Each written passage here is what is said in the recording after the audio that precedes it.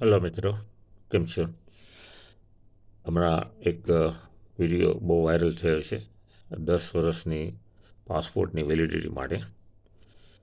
તો ખાસ એ કહેવાનું તમને કે 2018 સપ્ટેમ્બર પહેલાં જેટલા બી પાસપોર્ટ ઇસ્યુ થયેલા છે એમાં 10 યર પ્લસ તમારું જે પીરિયડ હોય 5 મહિના 6 મહિના મેક્સિમમ 9 મંથ્સ એ લોકો એડ કરી આપતા હતા.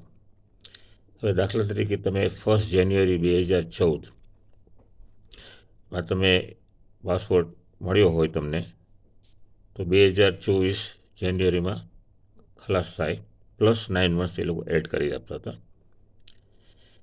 પછી સપ્ટેમ્બર 2018થી એ લોકો બંધ કરી નાખ્યું છે. ફ્રોમ ડેટ ઓફ ઇસ્યુથી તમને 10 યર જ આપે, એડ નહીં કરે, એડ નથી કરતા. હવે આગળ જે ઇસ્યુ થયેલા છે બધા, ખાસ કરીને યુરોપવાળા તકલીફ કરે છે કે તમારો પાસપોર્ટ ભલે વેલિડ હોય 6, 7, 8 મહિના, એટલે મેં તમને એક્ઝામ્પલ આપ્યું કે 1 જાન્યુઆરી 2024 હજી 10 વર્ષ પ્લસ 9 મંથ, એટલે ઓક્ટોબર સુધી એનું ચાલુ છે.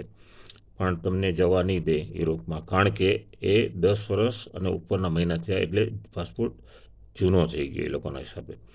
10 વર્ષની અંદરનો હોવો જોઈએ ઇસ્યુ થયેલો.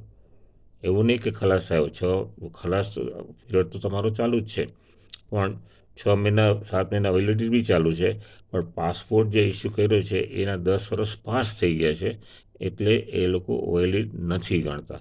એટલે આ ખાસ યાદ રાખજો, તમારો પાસપોર્ટ જોઈ લેજો યુરોપ જવાનો હોય તો આ વસ્તુ, અને એવું જો લાગે તો પછી તમે રિન્યૂ કરવા આપજો.